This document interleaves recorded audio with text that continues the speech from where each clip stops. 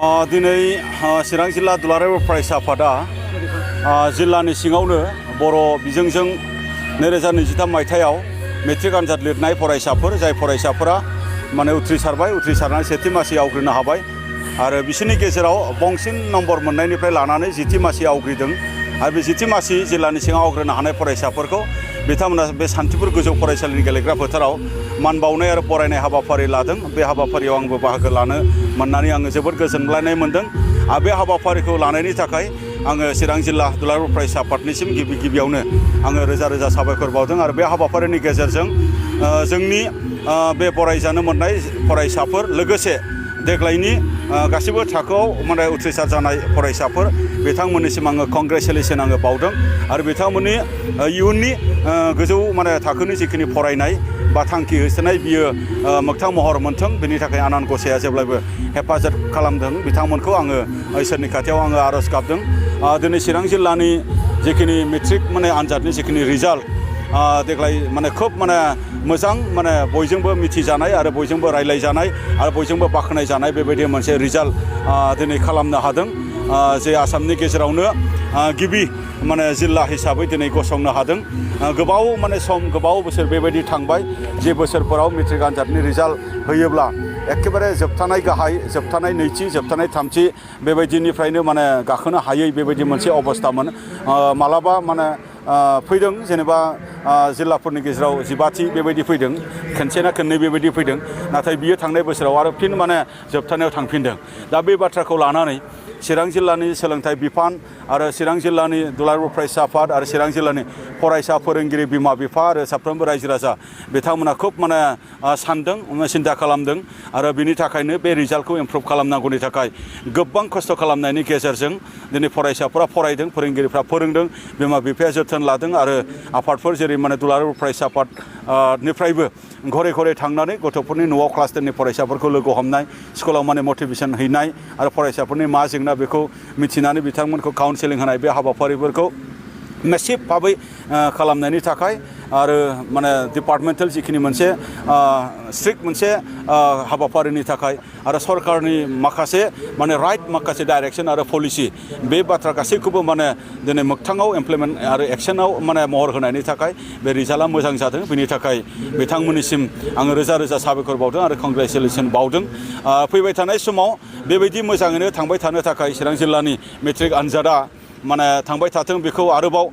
साखाफारा माने जानाय आङो नुनो मोनदों। नाथाय बेनोल' जे फैगोन बोसोराव NEP जिहेथु लागु जाबाय आसामाव मेट्रिक आनजाद जानाय नंला बेनि थाखाय माने बिथांमोना मेट्रिक आनजादखौ जेबायदि मोनसे जाकजमक मोनसे मोजां रिजाल्ट लाबोनायनि गेजेरजों मोनसे सेलेब्रेसन मोनसे खालामनायनि मोनसे लाहार फाहार खालामदोंमोन बियो एसे माने अकस्मात बायदि बियो जाबाय। दा अब्लाबो जिहेथु बियो माने 12 दङ बे 12 आनजादनि बाथ्राखौ लानानै दानिफ्रायनो जोंनि फरायसा फोरोंगिरि बिमा बिफा आरो जोंनि दल आफादफोर बा जोंनि सिभिल ससाइटि बा जोंनि अफिसियेल्सफोर जोङो स्ट्रेटेजि खालामनांगोन। मानो होनोबा दिनै मोनसे थासारि फैहांबाय चिराङावबो आरो बे थासारिखौ जोङो माब्लाबाबो नस्थ' खालामनो हाया। बे थासारिखौ जोङो जत्न लालायनांगोन बे थासारिखौ जोङो एनकारेज खालामनांगोन आरो बे थासारिखौ जोङो बयबो माने जोङो क'पारेट खालामलायनानै सोलोंथाइनि थासारि जोङो लाबोनांगोन। मानो होनबा चिरां जिल्ला हिसाबै गोबां समावनो गोबां बायदि मैया माने जाहोननि थाखाय जोबोद माने आसामाव माने बदनाम मोनबाय बिनि मोनसे एमएस बिल्डिंनि खोथा आरो चिरांखौ जौगाहोनांगौनि खोथा आरो चिरांनि भबिष्यतनि थाखाय दिनैनि फरायसाफोरखौ दानांगौनि बाथ्राखौ लानानै एबसुआ बे हाबाफारिखौ लादों बेनि थाखाय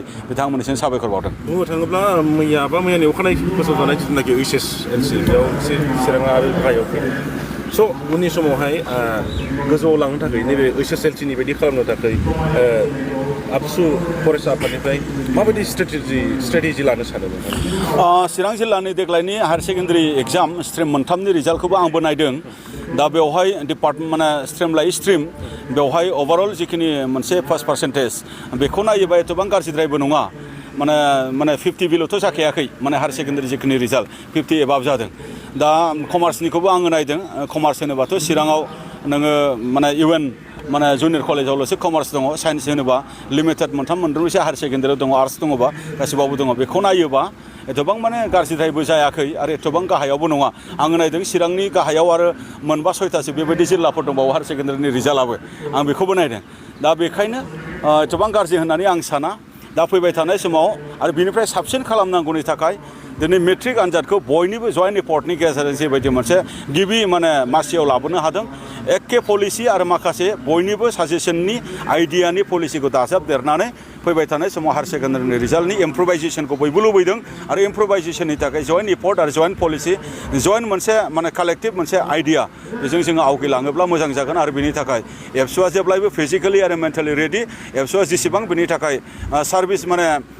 होनो गोनां जायो बेखौ एबसुनिफ्राय होनाय जागोन आंबो गावनो चिरांनि हिसाबै जेब्लायबो चिरां जिल्ला एबसुजों थाफानानै दखराफोरजों थाफानानै फरायसाफोरनि खाथियाव थानानै बाथ्राखौ सिरियासलि बुजिनो नाजागोन आरो जोङो मा मावना होनो हायो फरायसाफोरनि थाखाय बेखौ जोङो जेब्लायबो जोङो नाजालांगोन गोजोन्थों। फैगौ 13 खालाराव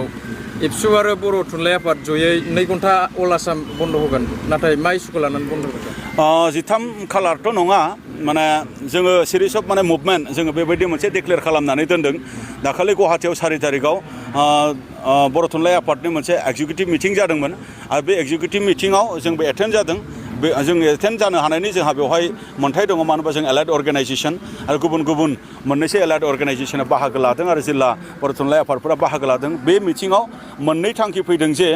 आथिखालाव थाखो 6नि फरा बिजाब सानखान्थि आरो बिगियानखौ इंराजि रावजों फोरोंनाय आरो इंराजि बिजोंनि लेखा जेनाखि जाबसिननानै होनाय बेखौ आसाम सरकारा बोखांफिननानै लानांगौ बे दाबिया जोंनि स्टेन्डिं दाबि आरो बे दाबिखौ जोङो माब्लाबाबो कमप्रमाइज खालामनो हाया बे इस्युनिफ्राय जों माब्लाबाबो दोरदनो हाया बेखौनो आसाम सरकारखौ जोङो बेखौ बोखांनानै लाफिननांगौनि थाखाय आरो बिनि मोनसे रिसेन्टमेन्ट